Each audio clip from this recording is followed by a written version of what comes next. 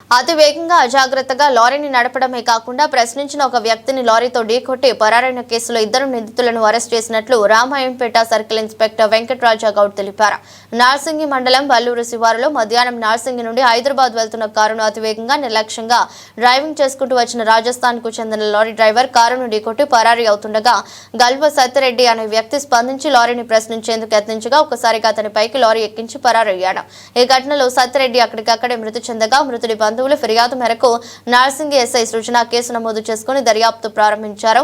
నిర్లక్ష్యంగా లారీ నడపడమే కాకుండా ప్రశ్నించిన వ్యక్తి గల్వ సత్యరెడ్డి అనే వ్యక్తిని ఢీకొట్టి హత్య చేసిన ఘటనలో లారీని ఆపి పరారైన డ్రైవర్ మొయిన్ క్లియనర్ హసీన్లను లారీ వద్దకు రావడంతో పోలీసులు పట్టుకుని అరెస్ట్ చేసి రిమాండ్ కు తరలించినట్లు వారి వద్ద నుండి లారీని స్వాధీనపరుచుకున్నట్లు రామాయంపేట సీఐ వెంకటరాజు గౌడ్ తెలిపారు. 24 గంటల్లో కేసును ఛేదించిన రామాయంపేట సీఐ వెంకటరాజా గౌడ్ నార్సింగ్ ఎస్ఐ సృజన్తో పాటు సిబ్బందిని తూప్రాన్ డీఎస్పీ నరేందర్ గౌడ్ అభినందించారు.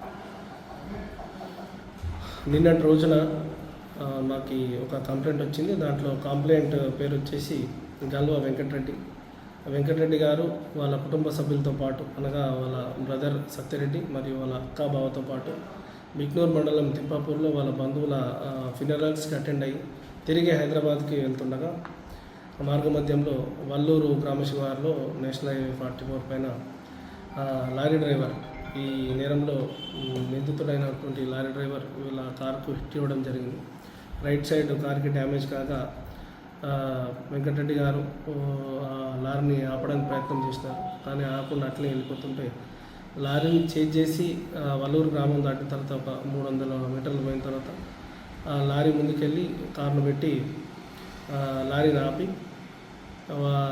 ఆపగా వాళ్ళ తమ్ముడు సత్యరెడ్డి కారులోంచి దిగి లారీని డ్రైవర్ని దిగమని చెప్తుండగా లారీ డ్రైవర్ ఆపకుండా అతని పైనుంచి తీసుకెళ్తే చనిపోతాడని తెలిసి కూడా సత్యరెడ్డికి హిట్ ఇచ్చి అక్కడ నుంచి పారిపోవడం జరిగింది. దాంతో ఆ సంఘటనలో సత్యరెడ్డి అక్కడికక్కడే మృతి చెందడం జరిగింది.